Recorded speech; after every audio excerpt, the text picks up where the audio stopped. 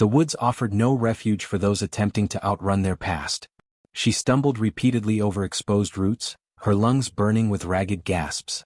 Echoing from the darkness behind her were the voices of the village elders, their torches casting the autumn timber into a bewildering maze of dancing shadows. After 17 years of fragile calm, they had finally resolved to complete the transaction she had interrupted as a child. She carries the mark, the head elder's voice cut through the trees. The covenant demands fulfillment. Her hand flew instinctively to her throat, where a silver, crescent moon-shaped scar curved, the clear sign of an offering disrupted. She remembered the night at age 7, when she had knelt in the village square, presenting her small neck to the blackness, whispering the plea her grandmother had taught her, "Take my blood. Spare my people." But the vampire who had materialized from the shadows had not taken. Instead, he had simply marked her. His claw drew a single, precise line, and then he vanished, leaving one command: grow strong. 10 years later, her grandmother's final confession had shattered her world. The elders had originally intended to use Isla's sacrifice to forge a darker pact, one designed to enslave the vampire lord to their service perpetually. Her incomplete offering had ruined their malicious plan, leaving the village without the power or protection they craved. Now, they hunted her to force the original ceremony to its completion. Era burst through a dense thicket of blackthorn, thorns tearing her cloak, and pulled up short. The forest abruptly ended at a cliff's precipice. Below, the valley stretched out in a silver expanse under the moonlight, and at its core stood a manor, a crown of bones rising from the mist. All Gothic spires and shattered windows, it was hauntingly beautiful in its decay. No escape for you now, girl. The elder emerged directly behind her, four henchmen flanking him, bearing heavy iron chains. You will uphold the compact. Your blood for his lifelong servitude. The village is in dire need of protection from the Vulov house. I will not be your sacrificial pawn a second time. Era's voice trembled, yet she stepped backward until her heels were at the cliff's edge. Better the fall than their altar. Dramatic. The new voice resonated from everywhere and nowhere, a dark velvety sound that made the hairs on her neck stand up, but his next word was a dismissal: unnecessary. He materialized between her and the elders like smoke given tangible form. He was impossibly tall, cloaked in a coat that had clearly witnessed centuries. His hair fell silver white to his shoulders, framing a countenance too flawless to be anything but predatory. But it was his eyes that stilled her heart, ancient gold fixed intently on her throat where the scar shone. Lord Constantine. The elder instantly dropped to his knees. The girl is yours. The compact was fulfilled the instant I marked her. Constantine's voice deepened into a lethal growl that seemed to vibrate through the earth. You offered a child's blood to save your pitiful village. I took her choice instead. A far more uncommon gift. The agreement was concluded 17 years ago. He then added, but the Vulov attacks are your village's concern, not mine. I owed you nothing more than that single act of mercy. He turned slightly, his profile against the moon sharp enough to wound. However, the girl is now of age, she may bargain for herself. The elder's face turned deep purple. She possesses nothing too. She possesses her consent. Constantine's gaze found Era's, and a flicker of recognition passed between them, making her scar burn with a profound cold. Which, unlike some, I will not seize by force. Understanding slammed into her. He hadn't marked her to stake a claim, but to shield her. A child put forward by adults who should have been her protectors. The deal hadn't been broken, it had been cleverly subverted. He had granted her 17 years to grow into something other than a victim. Come, Isla. He extended one pale hand. She noticed his fingers bore similar, numerous scars, marks from countless interrupted offerings. You have no need to fear me. You never did. That was the very point. She looked from the elders to the vampire who had subtly guided her life. Behind Constantine, the ruined manor stood like a silent promise, a place unreachable by the village, outside anyone's immediate grasp. Era took his hand. His fingers closed around hers, cool, gentle, and utterly inhuman. The elders screamed in protest, but Constantine moved and suddenly they were plunging. The cliff rushed past in a disorienting blur of rock and starlight. He landed, cradling her against his chest, in the valley below, silent as the grave. Welcome, he murmured, already walking toward the distant manor, to the only sanctuary I can offer. It carries a considerable price. From you, she needed to know. His smile was sad and cryptic. From those who will want to take back what I gave you. The manor swallowed them whole. Era had expected only neglect and dust, but Constantine's refuge defied abandonment. As they passed through the immense hall, hundreds of candles instantly flared to life, their light reflecting in mirrors that scaled 3 stories to a vaulted ceiling frescoed with faded images of angels and demons locked in eternal, exhausting combat. "How long have you dwelled here?" She slipped free from his arms, needing space, needing to comprehend the being who had claimed her childhood with a single merciful wound. 243 years in this particular crypt. Give or take a decade. Constantine shucked off his coat, revealing a white shirt belonging to a bygone century. Time becomes rather liquid after the first 100. He moved through the hall with the fluidity of water, effortlessly lighting a fire in a hearth vast enough to stand inside. The orange light etched his features into sharp relief, revealing details she'd missed in the forest. The unnatural cessation between his motions, the way his eyes never quite closed, the absence of breath beneath his chest. Proof. He made no effort to hide his nature. "You're observing me?" A flicker of amusement crossed his face. "Ask. Do you require feeding?" The question was blunt and purely practical. If she were to remain even a single night, she had to understand the constraints. "Yes." He settled into a chair with unearthly grace.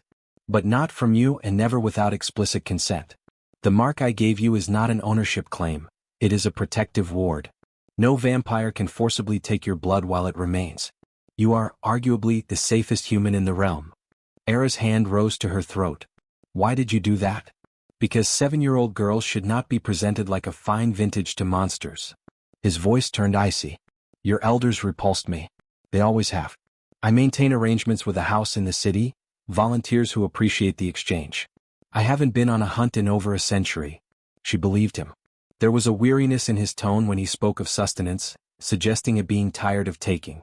She explored the room, running her fingers over book spines in 6 different tongues, pausing at a painting of a woman in medieval attire. The resemblance to Constantine was striking, the same sharp bone structure, the same gold eyes. "My sister," he appeared beside her, silent as any shadow. "Irina. She chose mortality over endless life. Died happy at 37. He touched the frame with a kind of reverence. "You mourn her every day for 200 years. She warned me I'd come to regret immortality." She was correct. Before she could reply, the windows shattered. Glass rained into the room in a glittering tempest. Constantine moved faster than sight, pulling her behind him as 3 figures crashed through the destroyed frames. Vampires. She knew instantly from their predatory elegance, their eyes catching the firelight like a cat's. Constantine the Merciful. The lead vampire, a woman dressed in modern leather, offered a smile with too many teeth. Still playing the saint. "Tatiana." His voice lowered to a lethal, dangerous purr. "You have violated my sanctuary. Depart immediately. We are not here for you, old man." Tatiana's gaze located Era, and a new hunger flashed across her face, not for blood but for something far deeper. "We are here for the marked one. The girl who broke a covenant and destabilized the territorial balance. Do you comprehend what your incomplete offering has done? 3 villages were ravaged by rogue vampires last winter. Protection packs disintegrated. All because you decided to play the hero." Ice spread through Era's veins. "What?"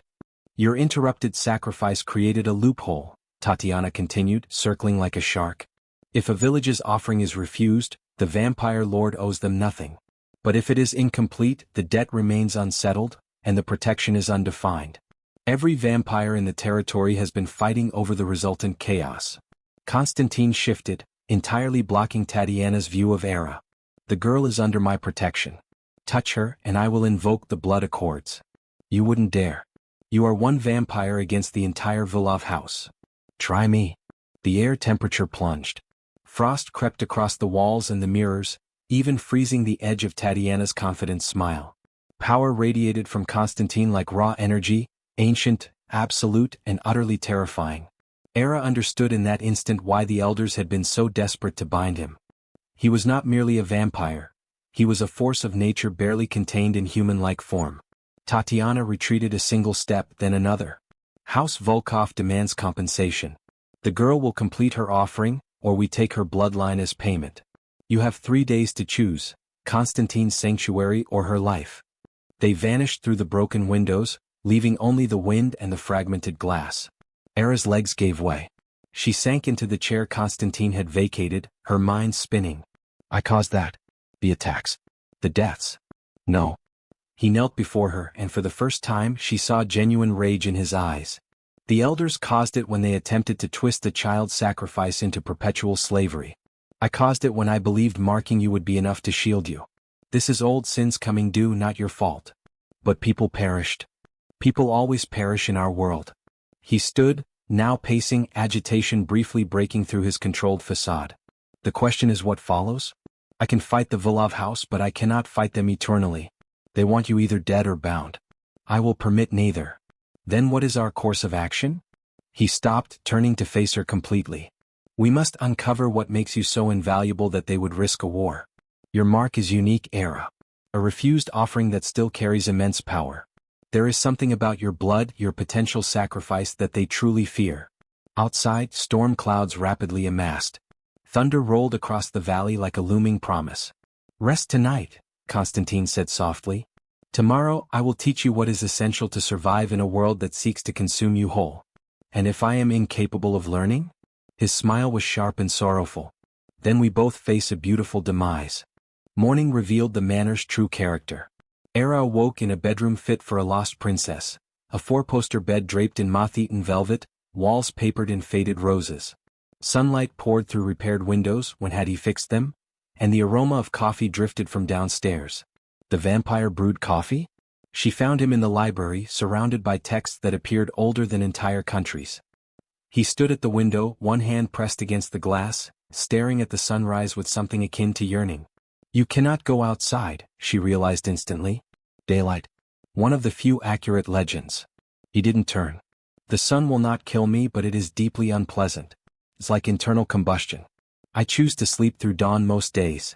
He gestured toward a nearby table set for a human meal, bread, cheese, fruit. We have matters to attend to.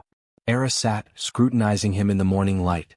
He seemed more human now, almost vulnerable in his stillness. How does it happen? Becoming what you are.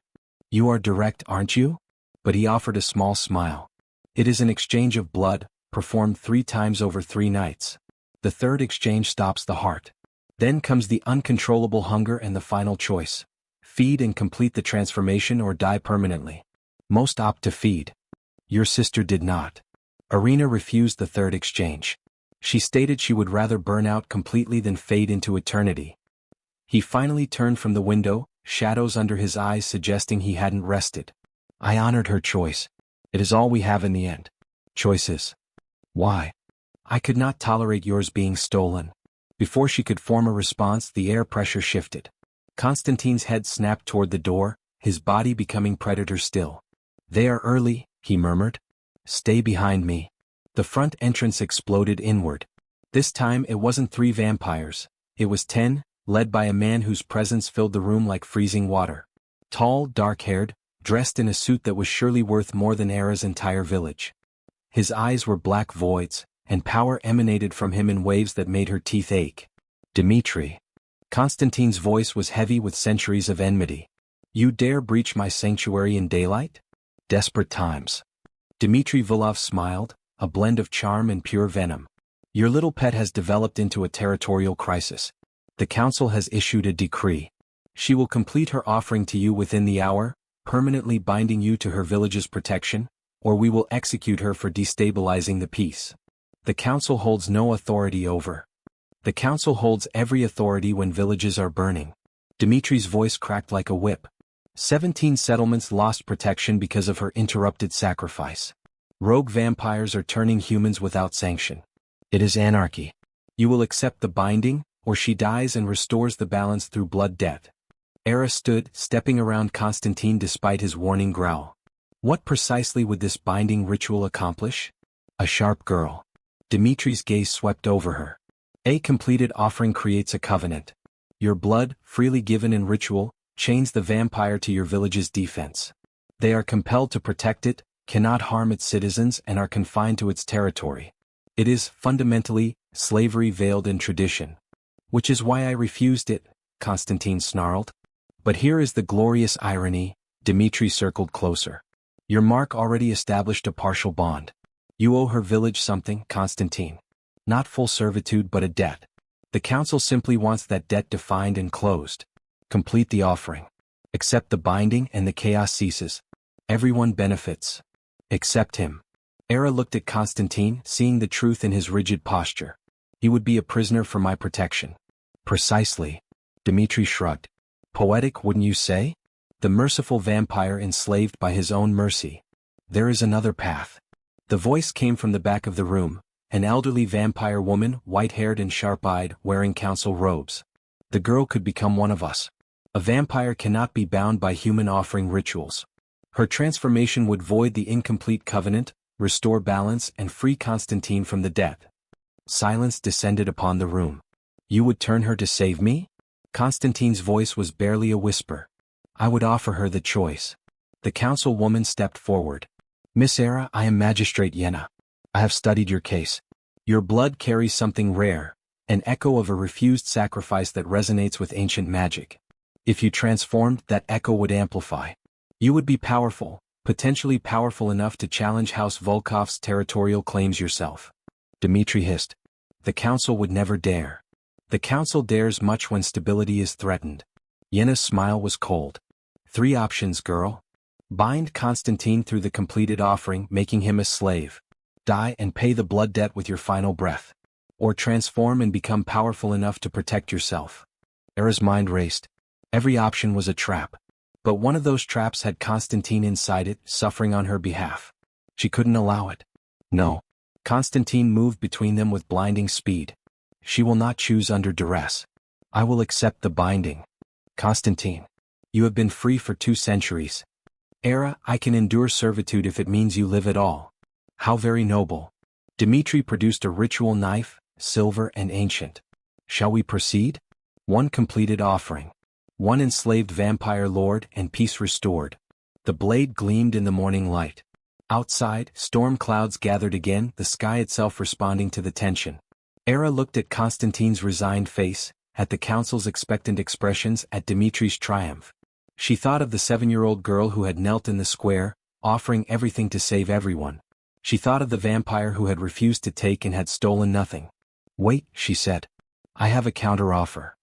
I will finalize the offering, she declared, her voice firm despite the terror gripping her throat. But not to shackle him. To release him. Dmitri burst into laughter. That is not how the rite functions, girl. Is it, Yevgenia? Era turned to the magistrate. The offering requires my blood freely given and my words to define the covenant. Nowhere does it state I must demand perpetual service. What happens if I offer my blood and stipulate no conditions? The magistrate's eyes widened marginally. Theoretically, the covenant would simply fulfill itself with 0 terms. The debt would be simultaneously settled and dissolved. Absolutely not. Dmitri moved with superhuman speed, seizing Era's arm with a grip tight enough to cause bruising. The council commands. 1 moment, Constantine's voice exploded. The next instant, Dmitri was across the room, embedded in the library wall with Constantine's hand clamped around his throat. The other vampires tensed, but Yevgenia raised 1 hand, freezing them in place with clear authority. If you ever lay a hand on her again, Constantine hissed, his voice lethal. I will show you why they called me the Impaler, before I learned the concept of mercy. Enough. Yenna's voice resonated with power. The girl's proposed solution is legally sound. An offering without explicit demands dissipates the existing debt without creating a bond of servitude. Dmitri, relinquish your claim or face council sanctions for assault. House Volkov will not. House Volkov will abide by the council's judgment. Yenna's gaze was sharp enough to slice glass. Or I will launch a full inquiry into precisely how 17 villages lost protection. Someone has been actively inciting rogue attacks to force this confrontation. I wonder who. Dmitri's face went utterly blank. Then he delivered a cold, terrible smile. Very well. Let her make her pointless offering. But House Volkov will remember this insult, Constantine. We will remember how you prioritized 1 human girl over territorial stability. He vanished, not through the door but simply ceasing to exist in that location, reappearing outside. His entourage followed, tearing through the broken wall. Era watched them retreat across the valley like shadows fleeing the dawn. That, Yenna stated quietly, was exceptionally reckless, child. You have made an enemy of the most ruthless house in the territory. She saved me from becoming a slave. Constantine released the wall, leaving a crater-sized impact. That is a prize worth any enemy perhaps. The magistrate studied Era with renewed intensity. But Dmitri does not forgive. He will find another avenue to exploit you. Be cautious about what you offer and to whom. She nodded once, then dissolved into mist, departing through the shattered architecture. A profound silence descended like a blanket of snow. You didn't have to do that. Constantine's voice was raw and heavy. I would have accepted the binding. I know. Era's hands were shaking now, the adrenaline fading. But you gave me a choice 17 years ago. I will not steal yours now. He moved toward her slowly as if approaching something uniquely fragile. Do you grasp the gravity of your actions? Dmitri will not stop. He desires total control over this territory, and I am the last independent lord in his way. Through me or through you, he will secure his advantage. Then we must ensure he gets none. She met his ancient eyes. You teach me to survive this world. I will complete the offering to absolve your debt. And together, we will discover why my blood holds such significance. Together. He spoke the word like a sacred invocation. I have not had together in a very long time. Before she could respond, the windows exploded once more. But this time it wasn't vampires, it was fire. Great plumes of flame erupted, transforming the library into an inferno within seconds. Era screamed, stumbling back as the ancient books and tapestries ignited into curtains of fire. Through the smoke she saw them, humans. The village elders wielding torches and vessels of holy water, intent on burning out the vampire. The head elder's voice boomed over the roar. Burn them both. Constantine grabbed her, pulling her low beneath the churning smoke. The catacombs. There's a tunnel network below. Can you run? Yes. A burning beam collapsed, creating a wall of fire between them.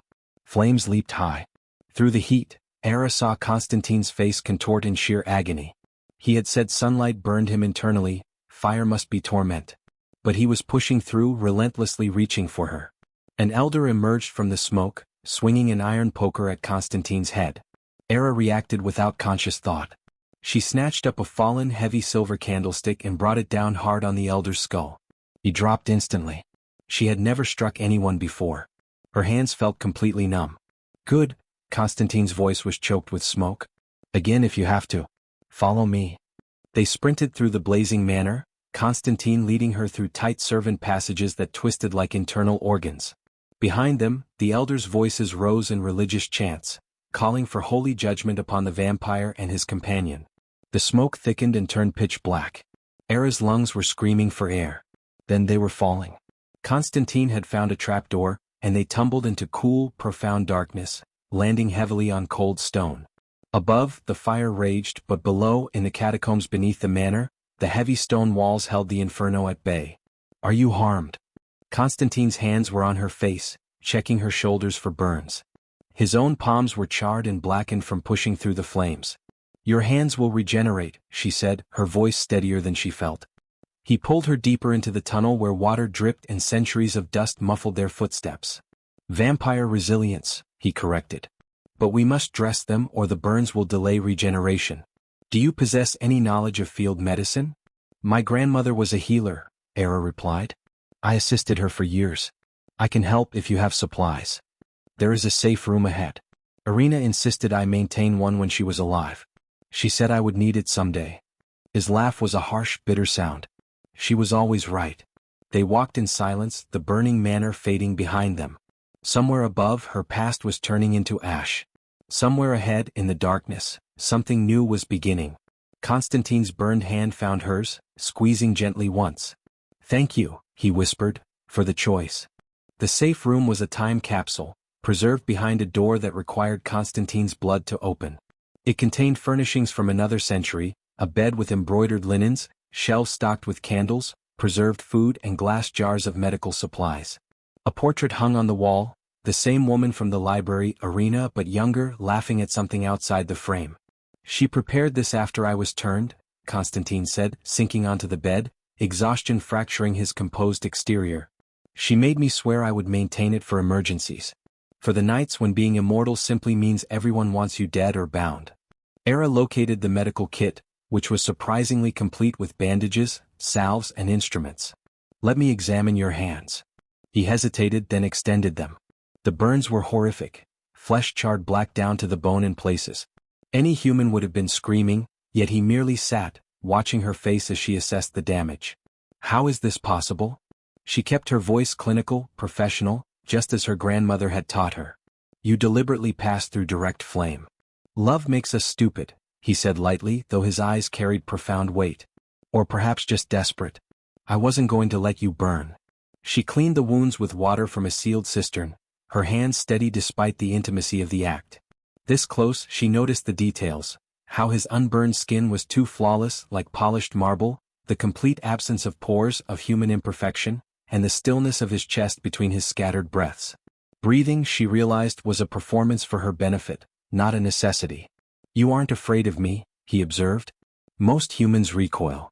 I have been marked by you since childhood. If you had wished to harm me, you've had 17 years. She applied an herbal salve that made the burns hiss violently. You didn't flinch. Besides, you took those burns to protect me.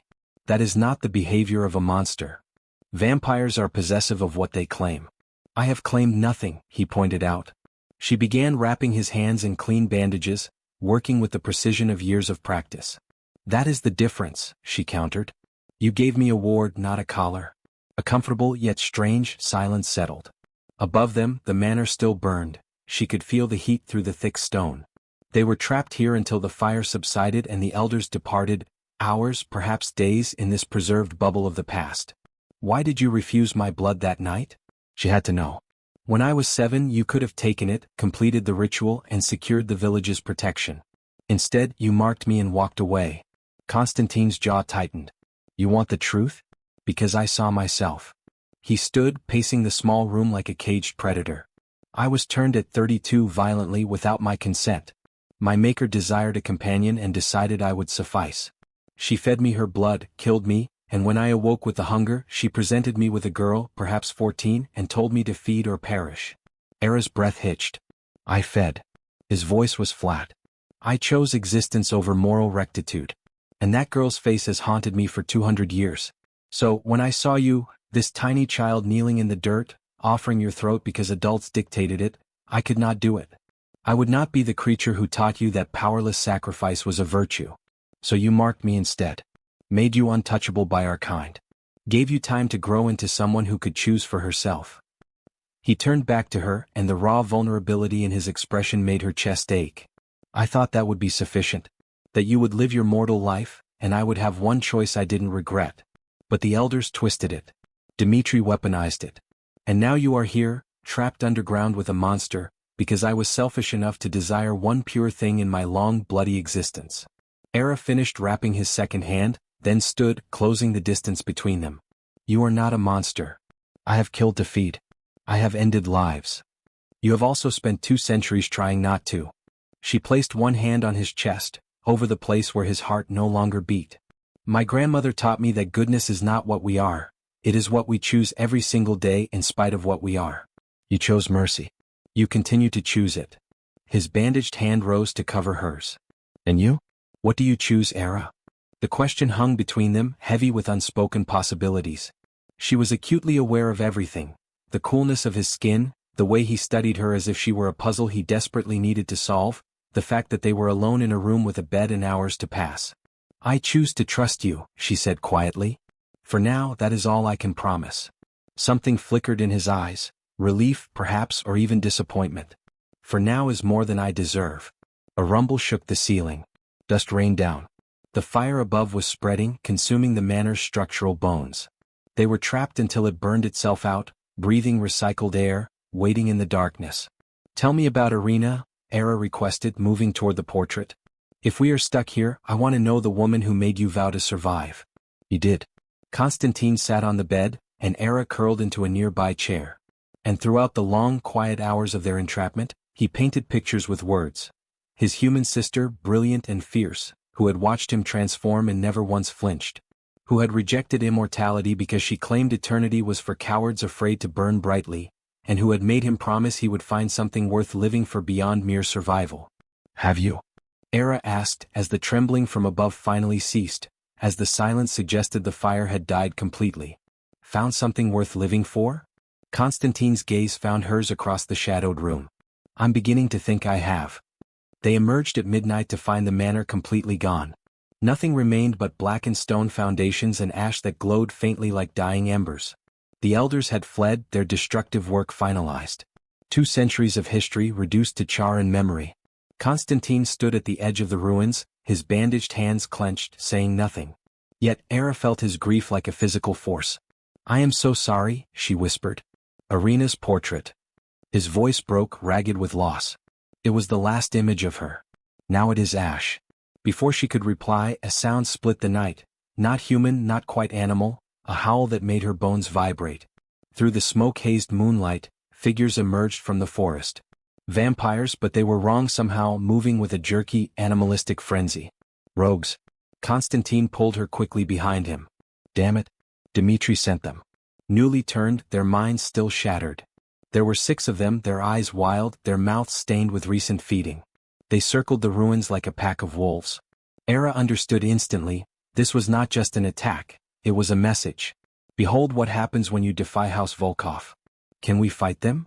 She scanned the ruins looking for any kind of weapon. "I can," he stated.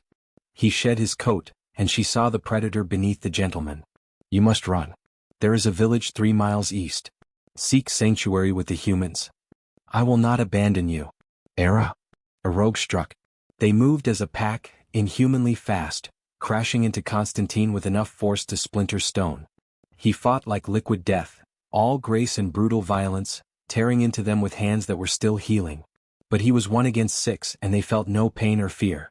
One rogue slipped past him, lunging for Era, its face, a child's face perhaps 16 before the turning, twisted into a monstrous snarl. She snatched up a piece of debris, a half-melted iron candlestick, and swung. It connected with the rogue's skull, and the vampire stumbled, not hurt but momentarily surprised. That instant of hesitation was all it took. Constantine was there, moving like lightning, snapping its neck with a sound like breaking branches. "Behind you!" Era screamed. 2 rogues had flanked him. Constantine spun, but one caught his shoulder, its fangs sinking deep. He roared. The sound was ancient and terrible. He ripped the vampire off, taking a chunk of his own flesh with it. Black blood sprayed in the moonlight. Era's mind raced. 6 vampires, 1 wounded Constantine and herself. They needed an edge. She scanned the ruins for anything useful, and her eyes caught on something: the remains of Irina's portrait. The frame was still partially intact, covered in silver leaf. Silver. The frame was silver. She ran for it, dodging a rogue's grasping hand, and tore the frame apart. Pieces of silver came away in her hands, sharp, jagged shards. Not much but enough. She sprinted back to where Constantine was grappling with 3 rogues at once, his bandaged hands leaving trails of blood. "Catch." She tossed him a piece of silver. He snatched it from the air, understanding immediately. Silver couldn't kill vampires, that was a myth, but it burned them and inhibited their regeneration. He plunged it into the nearest rogue's eye, and the creature shrieked, stumbling back. Era continued throwing pieces, and Constantine continued using them, fighting with a precision born of centuries of survival. But it wasn't enough. They were overwhelming him through sheer numbers, dragging him down. One rogue broke free of the melee and charged Era, its young face twisted with hunger.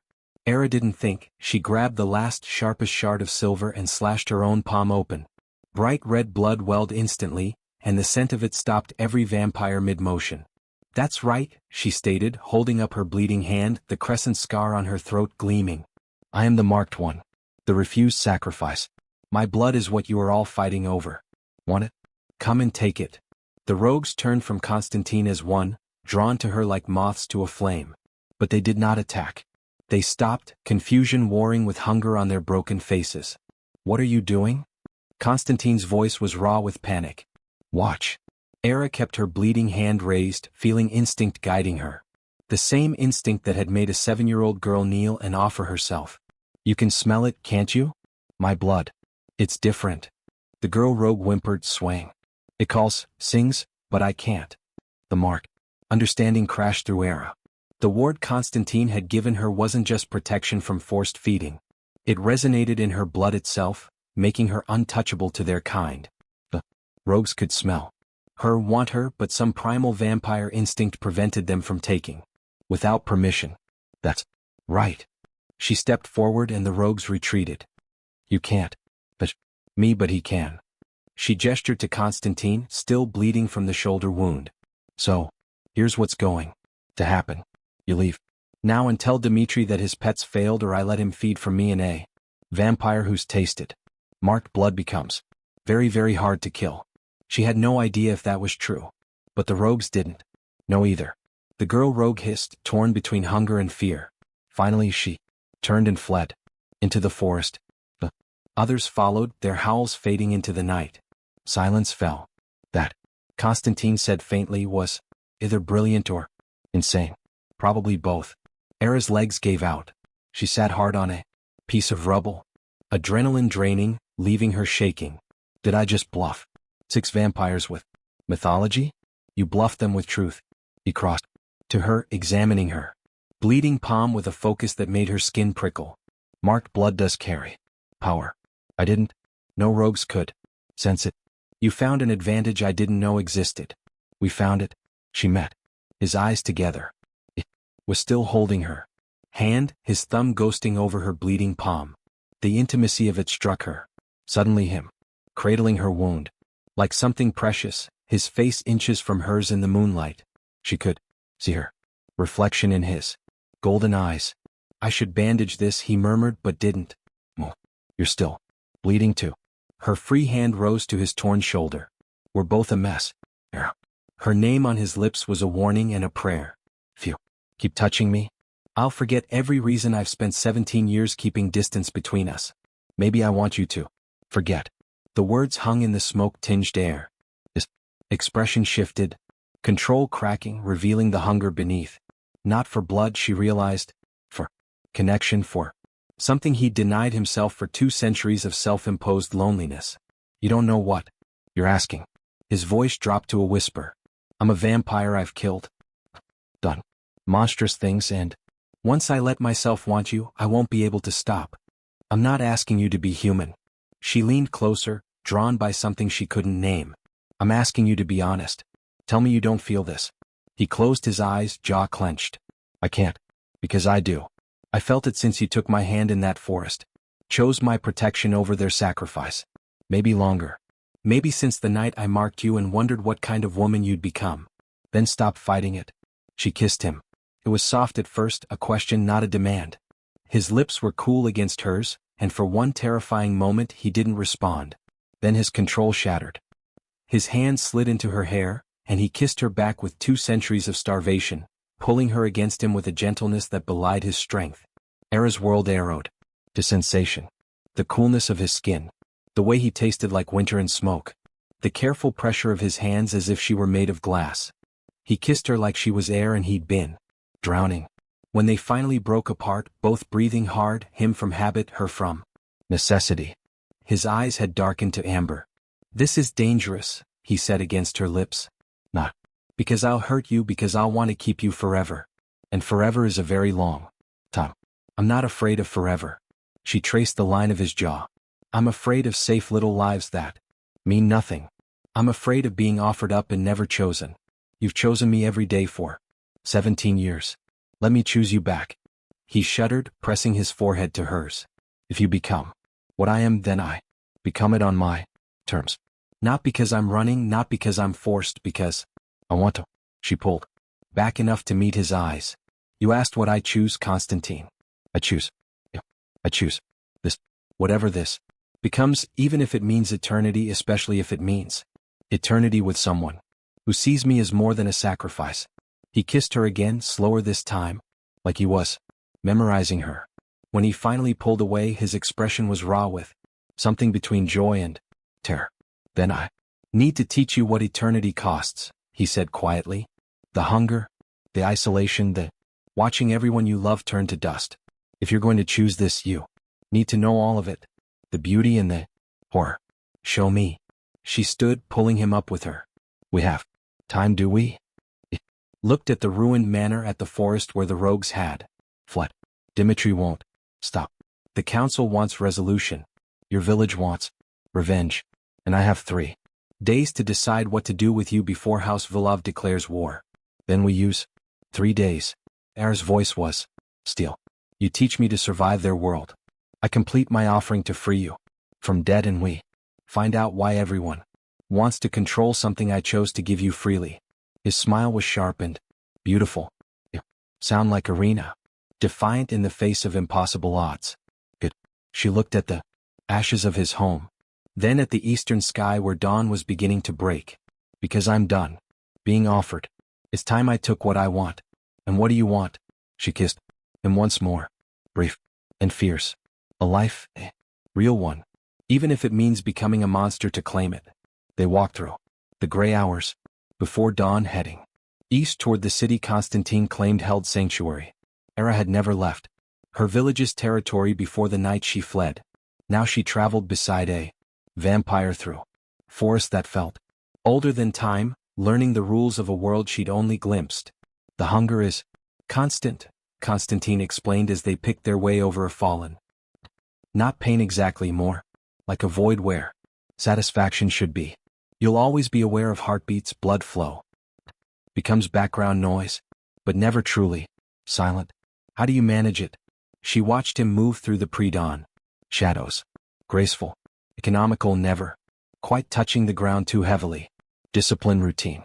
I feed once a week. From willing donors in the city. The bloodhouse I mentioned, they cater to vampires who prefer consent. It's clinical, regulated, nothing like the hunts of old. He paused, helping her over a stream, though some vampires prefer the hunt.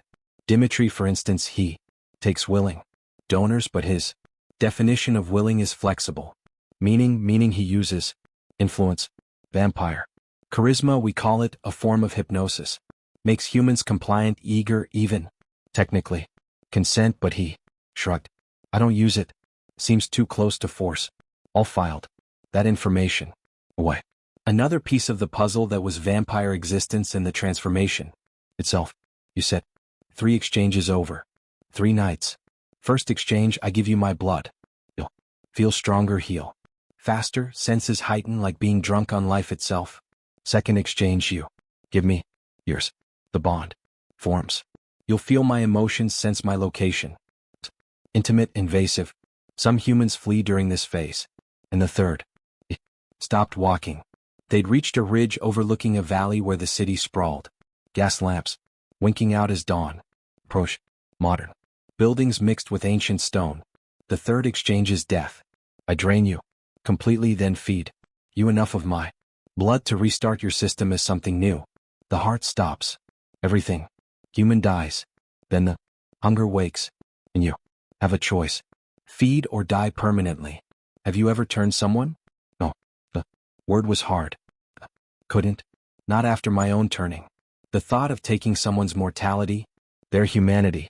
He shook his head. Irina begged me toward the end. She was dying of fever, asking me to save her. I refused. Let her die human. I've regretted it and thanked myself for it every day since. Er, touched his arm. Ask, will you refuse me? He turned to face her fully, and in the strengthening light, she saw every line of pain on his face.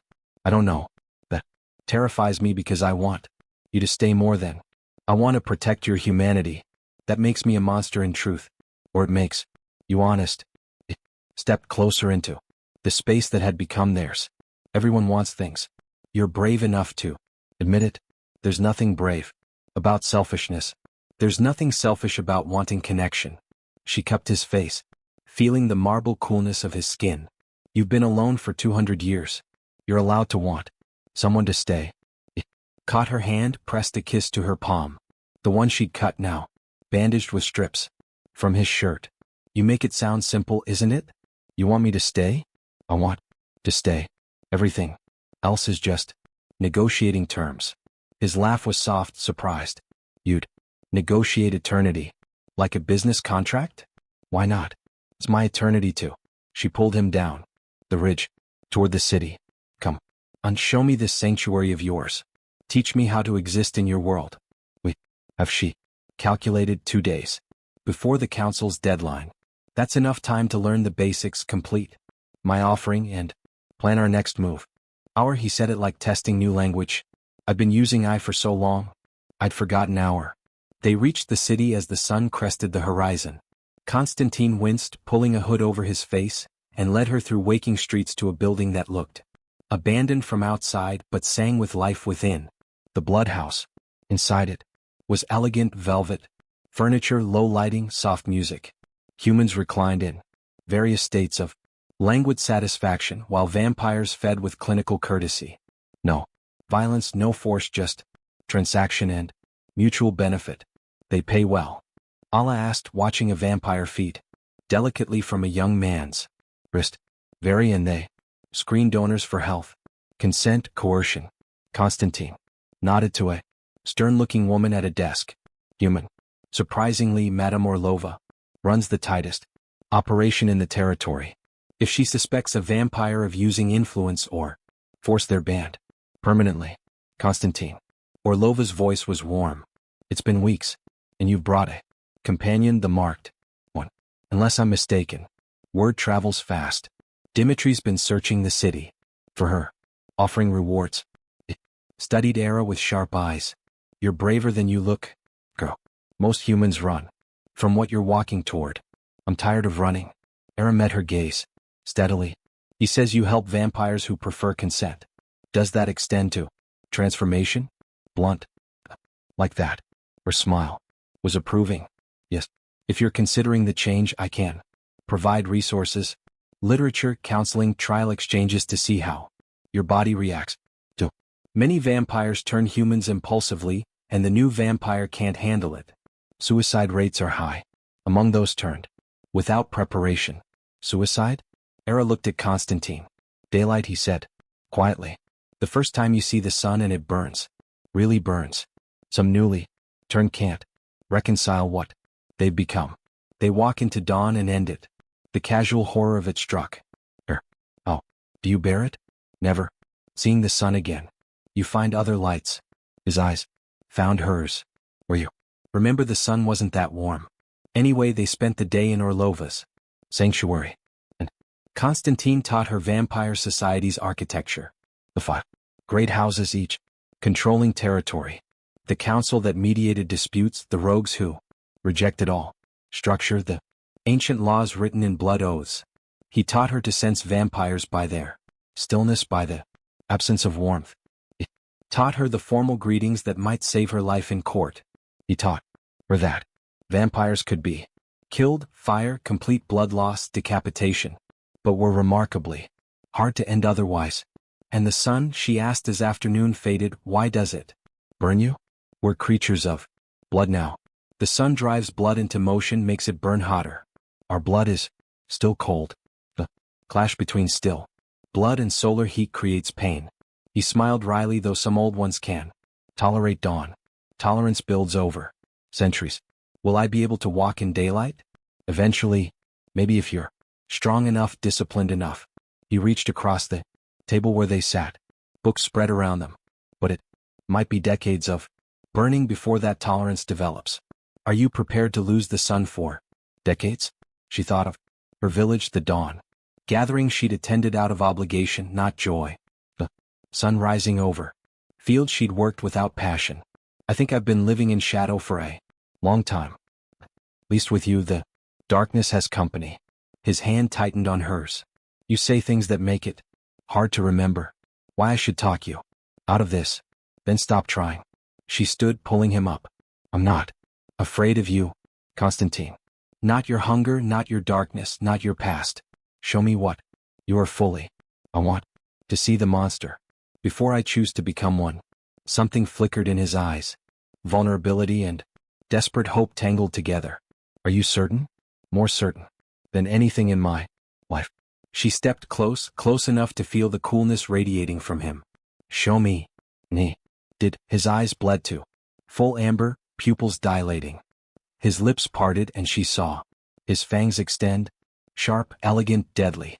He moved within human speed, pinning her gently against the wall, and she felt the predator in him fully present for the first time. This, he whispered against her throat, is what I am. This hunger, this need, this thing that could drain you dry and feel nothing but satisfaction. Her pulse hammered against his lips. But you won't. No. It pulled back, eyes closing, fangs retracting with visible effort. Because I choose not to. Every day, every moment, that's all any of us Choices made. Over and over despite our nature. She pulled him down, kissed him fiercely. Then I choose you, monster and man. All of it. Even if it cost your humanity, especially then. It smiled against his lips. Because humanity gave me nothing but altars to kneel. Let me be a monster who stands. Night fell over the city and, with it came the weight of decision. They sat in a private room where Lova had provided candle, lit intimate with ritual implements, laid out on a table like surgical tools. A silver knife, ceremonial and ancient, a chalice, black, glass, sealing wax. Read his blood, the tools of transformation or offering depending on what era. Chose. The first exchange can happen tonight, Constantine said, his voice careful, controlled. Fear. Certain, but once we begin, the bond will form. You'll feel everything I feel. There's no privacy in it. I don't want privacy from you. I'll examine the knife, its edge catching candle light. How does it work? Exactly? I open a vein wrist. Usually, you drink until you feel the change taking hold. Strength. Heightened. Senses the beginning of the bond.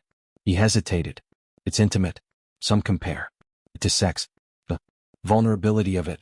And you've never done this in 200 years. Never. He met her. I've fed from humans who consented, but I've never shared my blood. That's transformation. Territory, and I've avoided it like poison. Until now. Until you. He reached for her hand. I need you to understand. If we complete all 3 exchanges, you'll be vulnerable during the transition. You'll die fully, then wake with the hunger. If you can't bring yourself to feed, you'll die permanently. Are you prepared to kill for your first meal? The question hung heavy. Would I have to kill? No. You'd feed until satisfied. But most new vampires lack control. They drain their first meal completely. The feral vampires could sense her, could desire her, yet some fundamental instinct prevented them from taking her without direct permission. That's correct, she announced, taking a step forward. The rogues recoiled. You cannot lay a finger on me, but he can. She motioned toward Constantine, who was still bleeding from the shoulder wound. So, here is the new arrangement. You will leave immediately and report to Dmitri that his pets failed. Or I will allow him to drink from me. And a vampire who has tasted marked blood becomes virtually impossible to destroy. She had absolutely no idea if this was true, but the rogues were too broken to know the difference. The girl rogue hissed, torn between raw hunger and visceral fear. Finally, she spun and fled into the forest. The others followed, their howls gradually fading into the night. Silence returned.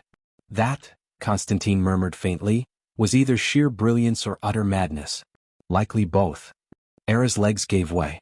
She sank onto a piece of rubble, the adrenaline draining, leaving her severely shaking. Did I just bluff 6 vampires using mythology? You bluffed them with fundamental truth, he corrected. He crossed the distance to her, scrutinizing her bleeding palm with an intensity that made her skin tingle. Marked blood does possess potency. I wasn't aware that rogues could sense it. We found it, she met his eyes. Together. He was still holding her hand, his thumb lightly tracing her cut palm. The sudden intimacy of the gesture struck her. Him cradling her wound like something invaluable, his face mere inches from hers in the moonlight. She could see her own reflection in his golden eyes. I should bind this, he whispered, but made no move to get the supplies. You're still bleeding too. Her free hand rose to touch his torn shoulder. We are both a disaster, Era. Her name on his lips was simultaneously a warning and a plea. If you continue to touch me, I will discard every reason I've spent 17 years maintaining this distance. Maybe I want you to forget. The words hung in the smoke-scented air. His expression fractured, control visibly cracking, exposing the true hunger beneath, not for blood, she realized, but for connection, for something he had denied himself through 2 centuries of self-imposed solitude. You do not understand what you are requesting. His voice dropped to a near-silent whisper. I am a vampire. I have taken lives. I have committed monstrous acts. And once I allow myself to desire you, I will not be able to stop. I am not asking you to become human. She leaned closer, drawn by an energy she couldn't name. I am asking you to be sincere. Tell me you do not feel this. He closed his eyes, his jaw tightly clenched. I cannot, because I do. I have felt it since you took my hand in that forest. Chose my protection over their sacrifice. Perhaps longer. Perhaps since the night I marked you and wondered what kind of woman you would ultimately become. Then she stopped fighting it. She kissed him. It was soft initially, a question rather than a demand. His lips were cool against hers, and for a single terrifying moment, he remained unresponsive. Then his control utterly shattered. His hand slid into her hair, and he kissed her back with the starvation of 2 centuries, pulling her tightly against him with a gentleness that betrayed his immense strength. Era's world reduced to pure sensation. The coolness of his skin, the way he tasted of winter and smoke, the careful pressure of his hands, as if she were made of thin glass. He kissed her as if she were air and he had been drowning. When they finally broke apart, both breathing heavily, him from deep-seated habit, her from desperate need, his eyes had deepened to dark amber. "This is perilous," he said against her lips. "Not because I will hurt you but because I will want to keep you forever. And forever is a vast span of time. I am not afraid of forever." She traced the line of his jaw. "I am afraid of safe, meaningless lives. I am afraid of being offered up and never truly chosen. You have chosen me every day for 17 years. Let me choose you back." He shuddered, pressing his forehead against hers. "If you choose to become what I am, then I will ensure it is on my terms. Not because I am fleeing, not because I am forced, but because I want to." She pulled back just enough to meet his eyes. "You asked what I choose, Constantine. I choose you. I choose this. Whatever this becomes, even if it means eternity, especially if it means eternity with someone who sees me as more than just a sacrifice." He kissed her again, slower this time, as though committing her to memory. When he finally pulled away, his expression was raw with a mixture of profound joy and terror. "Then I must teach you what eternity costs," he said quietly. "The hunger, the isolation, the sight of everyone you love turning to dust. If you are to choose this path, you must grasp all of it. The beauty and the horror. Show me." She stood, pulling him up with her. "Do we have the time?" He looked from the smoking ruins of his home to the forest where the rogues had fled. "Dmitri will not yield. The council demands an answer. Your village seeks vengeance. And I have 3 days before House Volkov declares open war. Then we shall use these 3 days." Era's voice was like steel. "You will teach me how to survive their world. I will complete my offering to free you from debt. And we will discover why everyone is so desperate to control something I chose to give you freely." His smile was sharp and incredibly beautiful. "You sound like Irina, defiant in the face of impossible odds." "Good." She looked at the ashes of his home, then toward the eastern sky where dawn was just beginning to break. "Because I am through with being offered. It is time I took what I want." "And what do you want?" She kissed him once more, brief and fierce. "A life. A real one. Even if it means becoming a monster to claim it." They walked through the gray hours before dawn, heading eastward toward the city that Constantine claimed held refuge. Era had never before ventured outside her village's territory. Now she journeyed beside a vampire through woods that felt older than recorded time, absorbing the complex rules of a world she had only ever glimpsed. "The hunger is perpetual," Constantine explained as they stepped over a fallen oak. "Not pain precisely, but an unending void where satisfaction should be. You will always be acutely aware of heartbeats, of circulating blood. It will eventually become a kind of background noise, but never truly silent. How do you manage it?" She watched him move through the pre-dawn shadows, graceful, efficient, never resting his full weight too heavily on the earth. "Discipline, routine. I feed once a week from willing donors in the city. The blood house I mentioned, they cater exclusively to vampires who prefer consent. It is clinical, regulated, nothing like the hunts of the past." He paused, helping her across a small stream. "Though some vampires favor the hunt. Dmitri, for instance. He uses willing donors, but his definition of willingness is flexible." "Meaning?" "Meaning he employs vampire charisma, a form of hypnosis. It makes humans compliant, eager, even offering technical consent." He shrugged dismissively. "I refuse to use it. It feels too close to coercion." Era filed the information away, another piece in the puzzle of vampire existence and the transformation process itself. "You mentioned 3 exchanges over 3 nights, she prompted. "The first exchange, I give you my blood.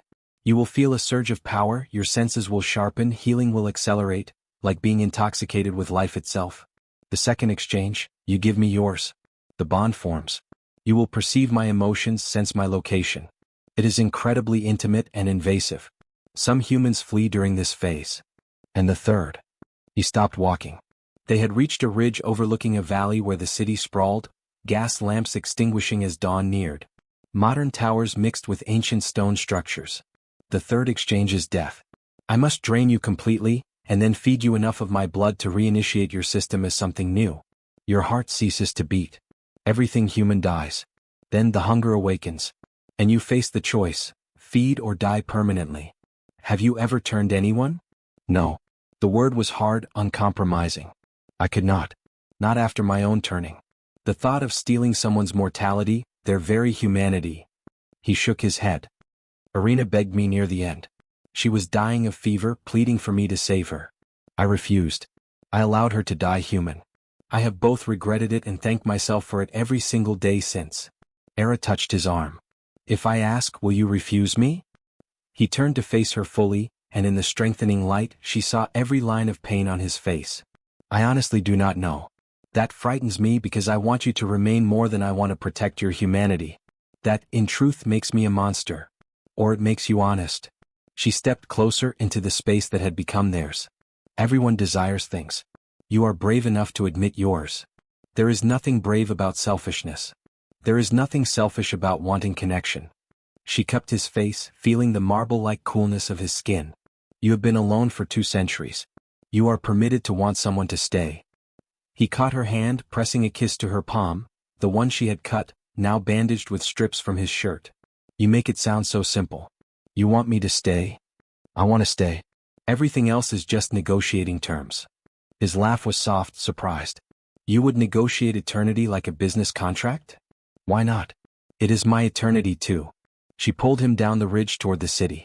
Come on. Show me this sanctuary of yours. Teach me how to exist in your world. We have, she calculated, 2 days before the council's deadline. That is sufficient time to learn the fundamentals, complete my offering and plan our next move. We, he said, testing the new language. I have been using it for so long, I had forgotten we. They reached the city as the sun crested the horizon. Constantine winced, pulling a hood over his face, and led her through waking streets to a building that appeared derelict from the outside but hummed with life within. Inside it was elegant, velvet furniture, dim lighting, soft music. Humans reclined in various states of languid satisfaction, while vampires fed with a clinical, detached courtesy. No violence, no force, just transaction and mutual benefit. They pay well? Era asked, watching a vampire delicately feed from a young man's wrist. Extremely well. And they rigorously screen donors for health, consent, and coercion. Constantine nodded to a stern-looking woman at a desk. Madame Orlova runs the tightest operation in the territory. If she suspects a vampire of using influence or force, they are permanently banned. Constantine, Orlova's voice was warm. It has been weeks. And you have brought a companion, the marked one unless I'm mistaken. Word travels swiftly. Dmitri has been scouring the city for her, offering rewards. She studied Era with sharp eyes. You are braver than you appear, girl. Most humans run from what you are deliberately walking toward. I am tired of running. Era met her gaze steadily. He says you aid vampires who prefer consent. Does that extend to transformation? Blunt. I appreciate that. Orlova's smile was approving. Yes. If you are contemplating the change, I can provide resources, literature, counseling, and trial exchanges to test your body's reaction. Too many vampires turn humans on impulse, and the new vampire cannot cope. Suicide rates are high among those turned without preparation. Suicide. Era looked at Constantine. Daylight, he said quietly. The first time you see the sun and it truly burns. Some newly turned simply cannot reconcile what they have become. They walk into the dawn to end it. The casual horror of it shocked her. How do you endure it? Never seeing the sun again? You find other lights. His eyes found hers. Or you remember the sun was never that warm anyway. They spent the day in Orlova's sanctuary. Constantine educated her on the architecture of vampire society, the 5 great houses, the mediating council, the lawless rogues, and the ancient laws written in blood oaths. He taught her how to sense vampires by their unnatural stillness, by the absence of body heat. He taught her the formal court greetings that might one day save her life. He taught her that vampires could be killed, by fire, total blood loss, or decapitation, but were otherwise remarkably difficult to end. And the sun, she asked as afternoon faded, why does it burn you? We are now creatures of still blood. The sun's energy forces blood into motion, makes it heat up. The clash between still blood and solar heat creates profound pain. He smiled faintly. Though some ancient ones can tolerate the dawn, tolerance is built over centuries. Will I be able to walk in daylight? Eventually, perhaps. If you are strong enough, disciplined enough. He reached across the table where they sat, books spread between them. But it could be decades of burning before that tolerance develops. Are you ready to surrender the sun for decades? She considered her village, the dawn gathering she had attended out of duty, the sun rising over fields she had worked without passion. I think I have been living in the shadows for a long time. At least with you, the darkness has company. His hand tightened on hers. You say things that make it difficult for me to remember why I should talk you out of this. Then stop trying. She stood, pulling him up. I am not afraid of you, Constantine. Not your hunger, not your darkness, not your past. Show me what you fully are. I want to see the monster before I choose to become one.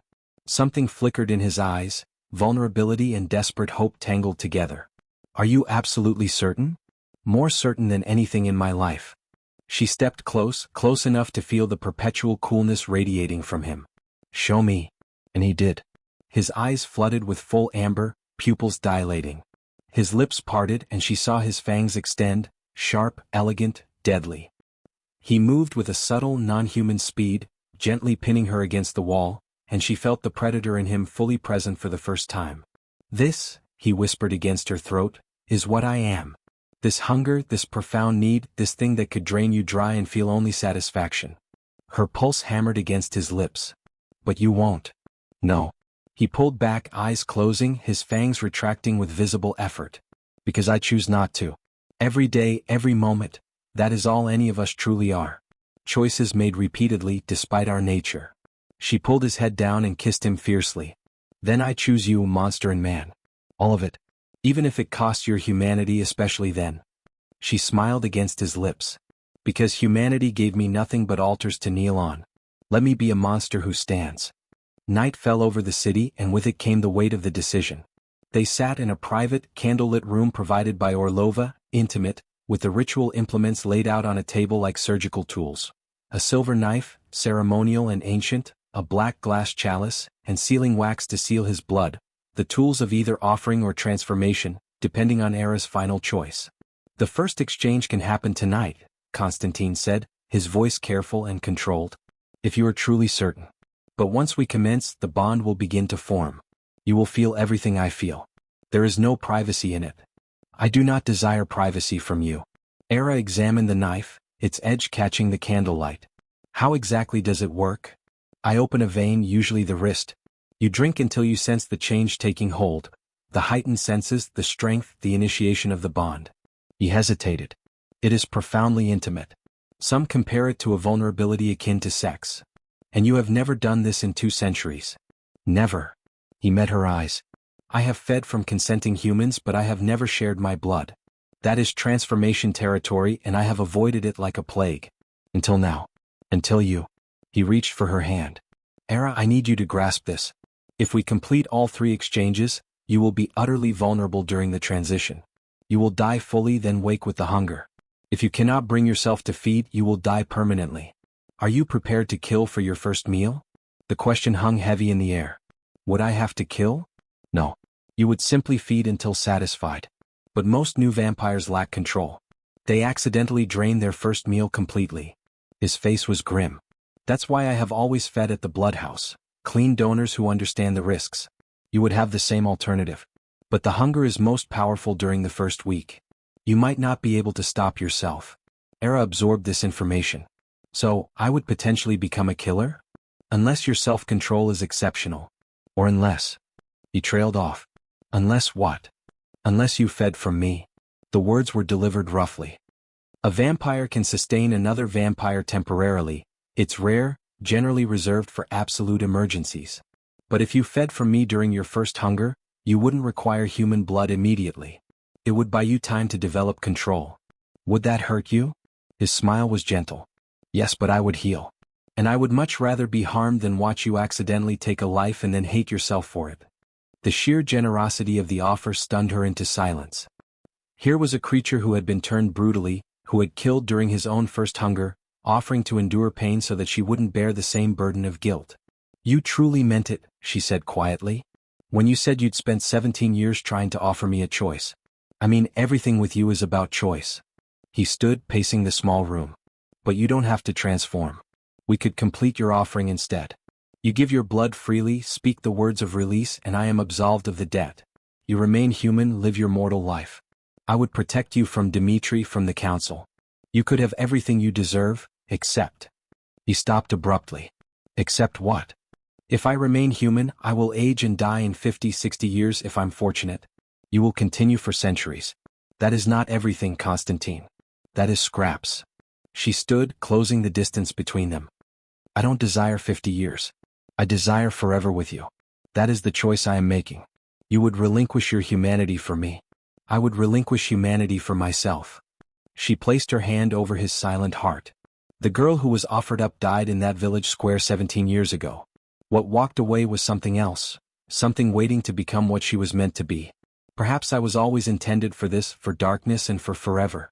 Perhaps you marked me because you recognized it. His hand covered hers. Or perhaps I cursed you because I am a selfish creature who wanted one thing in his long existence to be purely chosen. Then allow me to choose. She reached for the silver knife, presenting it to him. First exchange tonight.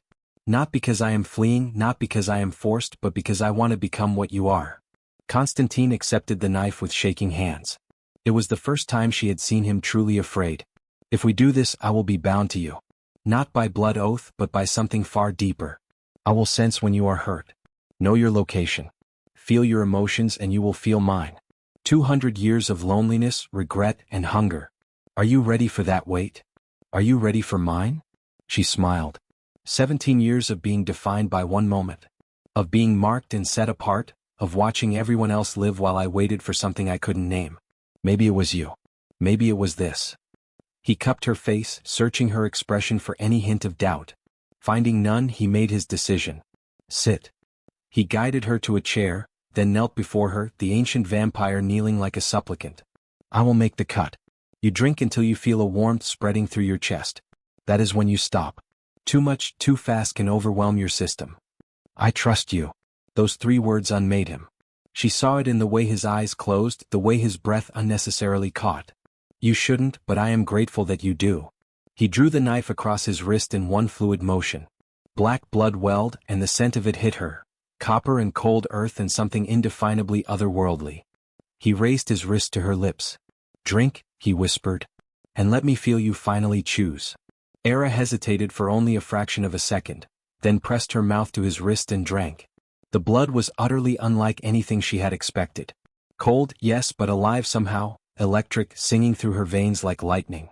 Power flooded her system and she felt it instantly, strength building in her muscles, her vision sharpening until she could distinguish individual dust motes in the candlelight.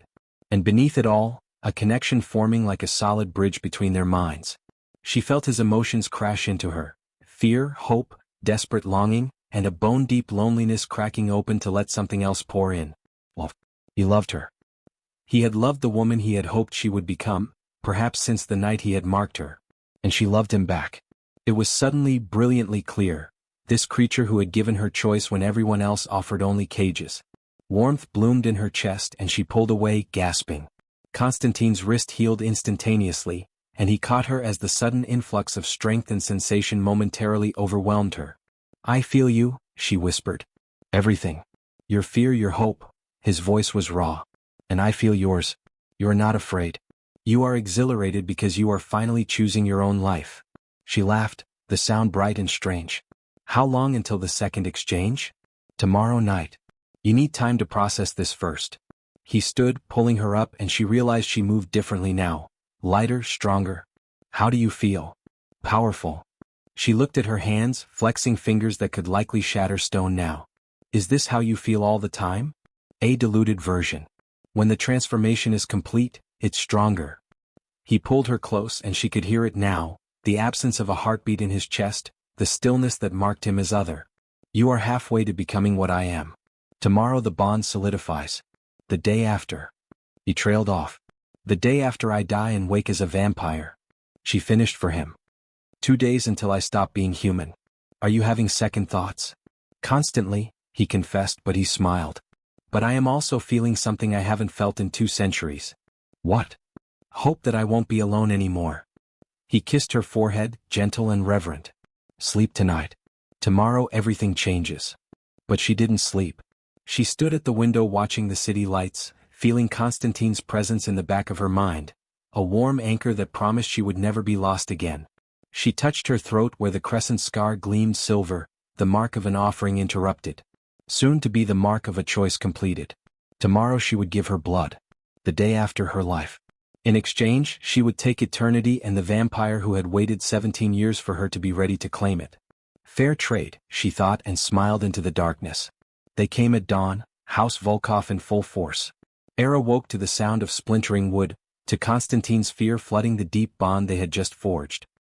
He was already moving, pulling her from the bed, his eyes wild with a mix of fury and terror. They've breached Orlova's sanctuary, his voice was clipped and controlled. Dmitri is employing council authority. He's claiming you're a threat to territorial stability. Through the window she saw them, 20 vampires in black coats surrounding the building like a military unit. And at their center, Dmitri himself, holding a document sealed with wax, an official council decree. We can fight, she said. But Constantine shook his head. Not 20. Not in daylight when I'm weakened. He gripped her shoulders. Listen to me. They want you to complete your offering or die. If you complete it right now, bind me to your village's protection, I can invoke sanctuary rights and negotiate from a position of power. It's the only way to save both of us. That would enslave you. The bond pulsed with his resignation, his willingness to accept chains if it meant she survived. No, there must be another way. There isn't. He pulled her toward the door. The ritual is simple. You offer your blood, speak the covenant words, and I am bound. Better slavery than watching them kill you. But Era's mind was racing, fueled by the vampire blood singing in her system. She remembered Orlova's explanation of blood oaths, the ways vampire law could be manipulated by those who understood it. What if I complete my offering, she said slowly, but not to bind you? That won't satisfy the council. What if I offered my blood and used it to claim protection for myself? Not from you. From House Volkov. She met his eyes. I'm not fully human anymore. I have taken your blood. That makes me what, exactly, in vampire law? Understanding dawned on his face. Lionel. Between states, neither human nor fully vampire, but carrying vampire essence. You'd have a legal claim to petition the council directly for protection. Then that's what I will do. I will complete my offering not as a human demanding vampire servitude, but as a Lionel being claiming my right to choose my own allegiance. I choose you as protector, freely as an equal. Not master and servant, but partners. The door exploded inward. Dmitri strode through, flanked by his vampires. Behind them came Council Magistrate Yevgenia, looking grimly official. Era of No House, Constantine Volkov. You are summoned to answer for territorial disruption. We will come peacefully, Constantine began, but Era stepped forward. I claim right of offering, her voice rang out, clear and strong. As is my right under the old laws. Dmitri laughed. You have no rights, girl. You are human. She is Lionel, Yevgenia interrupted, scrutinizing Era with sharp interest. She has undergone the first exchange. That grants her legal standing to petition the council directly. She turned to Dmitri. The law is explicit. If she wishes to complete her offering under council supervision, we are bound to witness it. This is ridiculous. This is law, Yevgenia's voice sliced like a blade. Unless you wish to violate the very legal structures you invoke to justify this raid. Dmitri's face went blank with fury, but he stepped back. Fine. Let her make her toothless offering. It changes nothing. She will still be prey, and Constantine will still be bound by partial debt. We shall see. Yevgenia produced a ceremonial knife from her robes. Era, kneel before the council's witness. Constantine, stand as the recipient. I shall conduct this by ancient right. They moved to the center of the room. Constantine's fear pulsed through their bond, but Era felt only clarity. She had been offered up once and had refused. Now she would offer herself again, but on her own terms. She took the knife from Yevgenia and drew it across her palm without hesitation. Red blood welled, brighter than normal, tainted with Constantine's black essence, creating something between human and vampire. I, Era of No House, marked in Lionel, offer my blood freely. She let it drip into the black glass chalice Yevgenia held. Not in servitude but in partnership. Not to bind but to choose. I claim Constantine as my protector, my companion, my equal. I offer my blood and ask for his in return. A bond of mutual sacrifice, not a forced covenant. The room fell silent. That is not the traditional formula, Dmitri hissed. The traditional formula was written for humans demanding vampire service, Yevgenia stated slowly. She is rewriting it as a lineal-claiming partnership. Technically permissible if unprecedented. She turned to Constantine. Do you accept her offering not as master but as equal? Will you share your blood, your protection, your life with her freely without compulsion? Constantine's eyes were gold fire. I accept. Freely. Eternally. He took the knife and cut his own wrist, letting black blood mix with her red in the chalice. When Yevgenia swirled it, the blend turned deep crimson, the color of sunset, of roses, of something entirely new. Then let it be witnessed. The magistrate's voice carried immense power. The debt is paid. The offering is complete. No binding, no servitude. A blood partnership recognized under ancient law. The chalice shattered. Era felt it, a snap of connection deeper than the bond they had already forged. She felt Constantine's shock, his joy, his desperate relief. And she felt something else, power flooding her veins. The combined force of her marked blood and his ancient essence creating something that made every vampire in the room step back. Impossible, Dmitri whispered. She's glowing. Era looked down. Her skin did glow, a faint silver light, the color of her scar radiating from within. The mark on her throat blazed like a brand. Fascinating. Yevgenia circled her slowly. The combination of marked blood and exchange has created something new. She is neither human nor vampire but a third state. A blood beacon. I have only read of such beings in myth. What does that mean? Constantine moved quickly to Era's side, and when he took her glowing hand, the light intensified. It means, the magistrate stated carefully, that she cannot be turned. The mark and the exchange have stabilized in perfect balance. She is immortal but not vampire. She will never hunger, never burn in sunlight. She is simply other. The implications crashed through Era. She had wanted transformation to stay with Constantine forever. Instead, she had become something else entirely, a creature outside all categories, bound to him by choice but not by nature. Can she be killed? Dmitri's voice was cold calculation. Theoretically, yes, Yevgenia replied, but she is protected by the blood partnership. To kill her would be to declare blood war on Constantine, which would require council approval for House Volkov to pursue. Yevgenia's smile was thin. And I don't believe the council will approve war over one lineal girl, no matter how unprecedented. Dmitri's face twisted with rage. This isn't over. Yes, Constantine said quietly, pulling Era close. It is. She has made her choice. I have made mine. The debt is paid. The offering is complete. You have no further claim under vampire law or human tradition. For a moment, violence hung in the air. Then Yevgenia spoke. Dmitri, stand down or face council sanctions for harassment of a blood-partnered pair. Slowly, with murder in his eyes, Dmitri retreated. His vampires followed, leaving only Yevgenia, Constantine, and Era in the destroyed room. You, the magistrate said to Era, have just rewritten 3,000 years of vampire-human relations. Congratulations.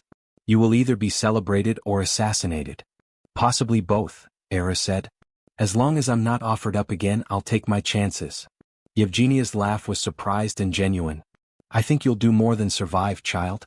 I think you'll thrive. She nodded to them both, then dissolved into mist. Silence fell.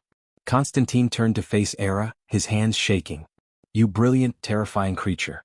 You just invented a new way to exist. We invented it, she corrected. She pulled him close, feeling their connection sing, together like everything else. He kissed her, deep and desperate, and she tasted the relief, the joy, the absolute terror of having something he couldn't bear to lose. When they finally broke apart, dawn was breaking through the shattered windows.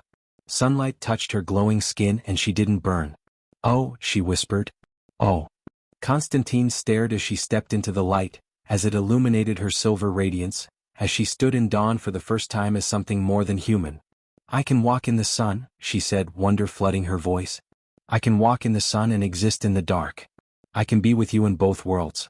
His expression crumbled into something too vast for words. 200 years of burning, of hiding from dawn. And now she stood before him, impossible and radiant. Proof that perhaps there were more ways to exist than he had ever imagined. "Come here," she said gently, extending her glowing hand into the shadow where he stood. "Let me be your light." 3 months later, Era returned to her village. She walked through the square where she had knelt as a 7-year-old, offering her throat to the darkness, and found it deserted. Most of the villagers had fled after House Volkov's rogues attacked in retaliation for Dmitri's humiliation. The few who remained watched from behind curtains, terrified of the girl who had returned glowing like moonlight, accompanied by a vampire who moved with predatory grace. "They fear you," Constantine observed, his hand seeking hers. "Good." She paused at the exact spot where she had made her offer 17 years prior. The stone still retained faint traces of old blood, hers from where she'd cut her palm in a childlike, desperate attempt to save the very people willing to sacrifice her. Fear ensures they won't attempt it again. They won't offer up another child, believing that monsters will merely take what is presented. The head elder emerged from his house, stooped, weighed down by guilt or age or both. "Era, we believed you had perished." "I did," she smiled, and in the daylight, her skin cast prismatic colors like stained glass. "The girl you offered died the moment he marked her instead of claiming her. What has returned is something you possess no power over. We only desired protection. You desired servitude." Constantine's voice was soft, yet lethal. "You wanted a vampire lord bound to your will. Instead, you created something that makes all of us uneasy. The council has recognized her as a blood beacon, a creature exempt from normal law. She possesses the authority to declare this territory independent, should she choose." The elder went pale. "You wouldn't." Era considered it. She had spent the last 3 months learning what she was, what her abilities were. Her blood, mixed with Constantine's in that imperfect balance, granted her powers neither human nor vampire shared.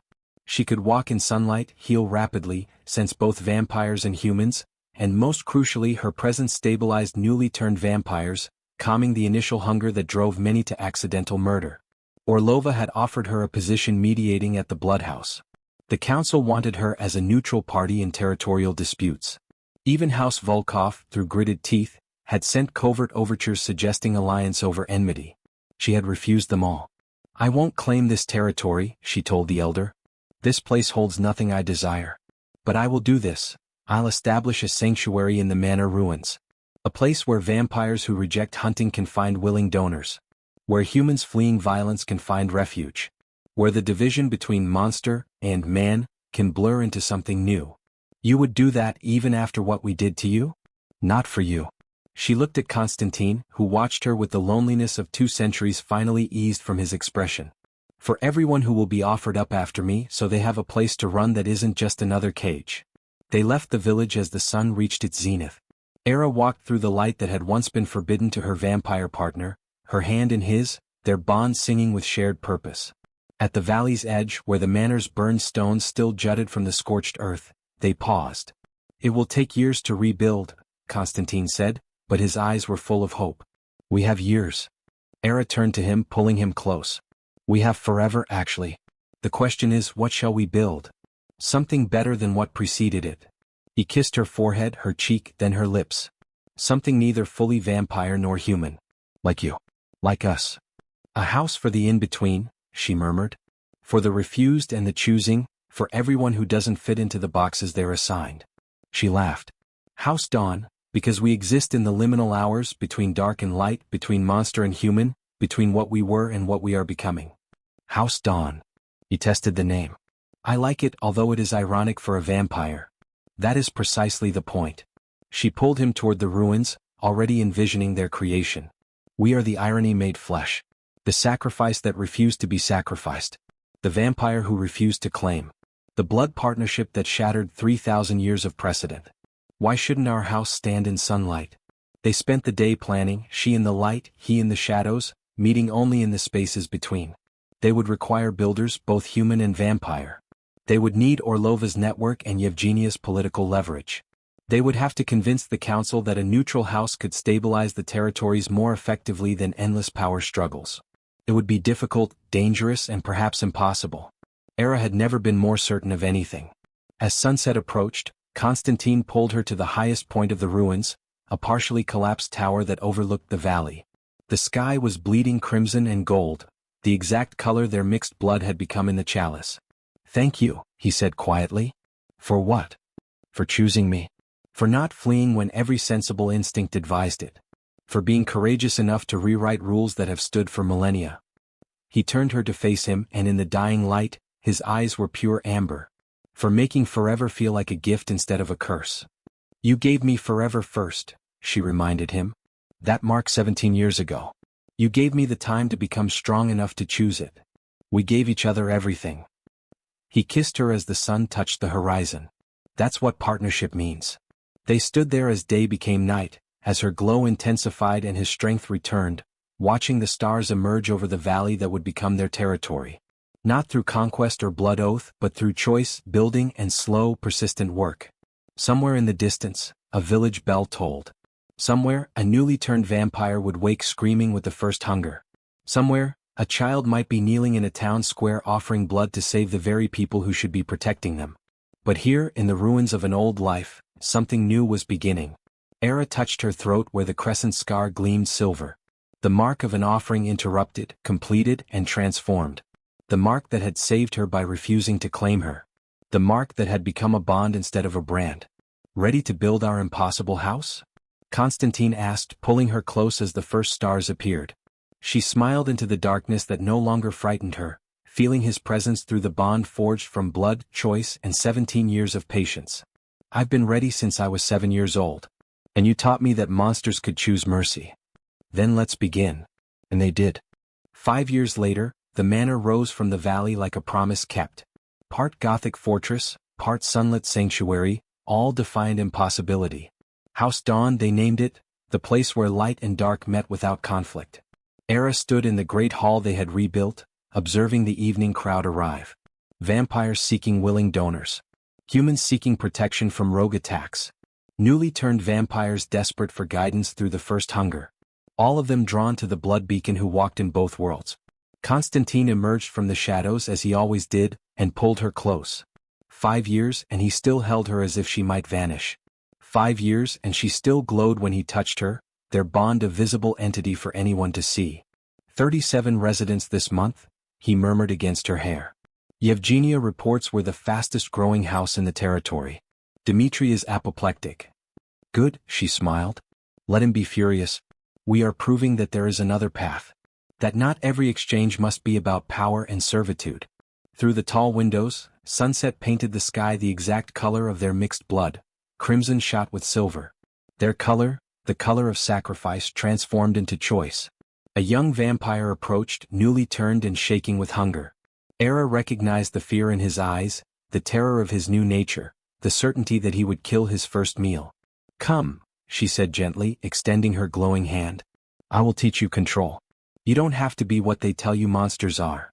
As she led him away to the feeding rooms where Orlova's trained donors waited, Constantine watched with an expression that even after 5 years, still held profound wonder. His blood beacon, his partner, his proof that 2 centuries of loneliness could end not with possession but with choice. Outside, the last light died, and stars emerged over House Dawn. The girl who had been offered had built herself a kingdom, not of subjects but of the choosing, not of cages but of open doors. And in the center of it all, a vampire who had learned mercy and a woman who had refused to be sacrificed stood together, blazing in the darkness like a promise that some offerings, when refused, become something far more powerful than servitude. They become revolution.